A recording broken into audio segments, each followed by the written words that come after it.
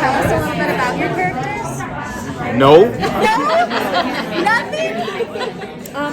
Emma is, I think she's at a real crossroads in her life and is trying to, whether she would admit it or not, or be conscious of it or not, try to figure out what went wrong. And I think that Noah is relatively content and probably just not interrogating certain things, because I think he's probably hit a place where he feels he's reached his allotted amount of happiness, and anything beyond that is probably asking a bit too much. Final answer. There's so much of a mystery and hunting in this. Like, you have to go and find out this whole story. Is that something you think you'd be interested in real life? Like, how good are you at solving mysteries? I think it depends on where you are in your life, which I think the show does well too. I think that they need this in order to not talk about the elephant in the room. And maybe if I found myself in that energy, I would also be a bit more open to like figuring out a murder. Murder most foul. I think I would probably like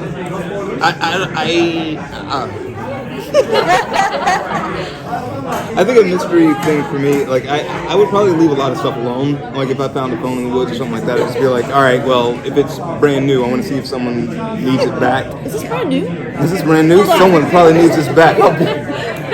But then, like if it was like old, I'd probably just recycle it and just let it go. But you know, like the thing about this story that's really sort of interesting is the fact that in spite of all of that stuff, you know, like there is this sort of a need to waken things up a little bit more anyway, and I think it's sort of a subconscious thing, at least for Noah, kind of, you know, just be like, well, all right, like I know that I've kind of switched off in a lot of ways, and it's kind of tough to admit that when you kind of hit that place where you're like, I know that I've like cashed out and given up, so.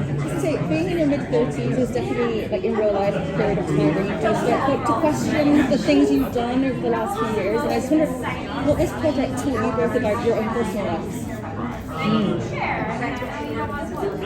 It's like I'm at this weird place now where I don't learn anymore. I don't learn things. I stopped. I've stopped growing and changing.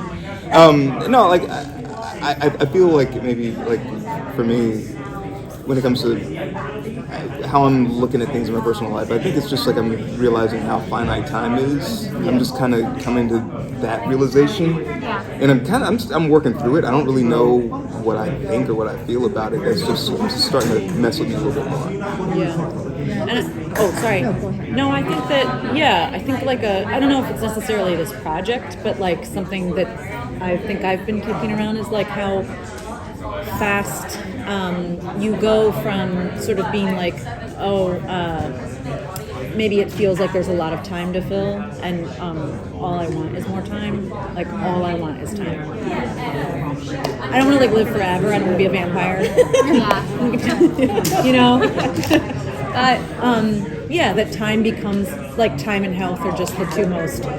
There's like nothing more valuable. Yeah. And I would say I don't think I felt that way at 25. Yeah. I don't know. And that comes like a sledgehammer at 35. But I think also adds like depth to everything in a way that can be like very overwhelming and in a way that can actually be like extreme.